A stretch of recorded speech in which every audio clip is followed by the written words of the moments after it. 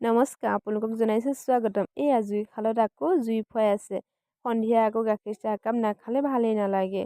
গাখীৰ চাহ একাপ বনাই দিলোঁ। লগতে এয়া ভাবিলোঁ চাউলকেইটাও ধুই মেলি গেছত বহাই লওঁ, কাৰণ আজি ভাত বনোৱা পাল মোৰ। কি বনাম ভাবিলোঁ গুটি আলু গুটিখিনিকে আনো।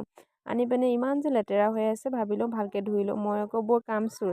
এয়া চাউল ধোৱা পানীতে গুটি আলুখিনি তিয়াই লৈছোঁ। তাৰ পৰা আকৌ ধুম আৰু। শুক্ৰবাৰ আছিলে, সেইকাৰণে গাহৰি মাংস অলপ লৈ আহিলোঁ। ভাবিলোঁ বনাই লওঁ ধুনীয়াকৈ। বহুত দিন হ'ল খোৱা নাই। মই আকৌ গাহৰি খাই বহুত ভাল পাওঁ, কিন্তু এতিয়া ক্ষীণাবৰ কাৰণে যে এৰিছোঁ লাহে লাহে। দেখিলে গাহৰিখিনি ভালকৈ বোলো ধুই লওঁ। ধুই মেলি অলপ বইল কৰি ল'লেহে মাংসটো খাব লাগে, নহ'লে আজিকালি যিহে বেমাৰ আজাৰ আহিছে নহয়। এয়া গাহৰি মাংস পূৰা উতলাই আছোঁ, সিজাই আছোঁ মানে। এয়া কাঢ়ি ল'লোঁ। কাঢ়ি মেলি ভাবিলোঁ ভালকৈ বনাই পেলাওঁ আৰু। ধুনীয়াকৈ বনালোঁ। এয়া দেখিলে মছলাবিলাক ইমান ব্যৱহাৰ কৰা নাই।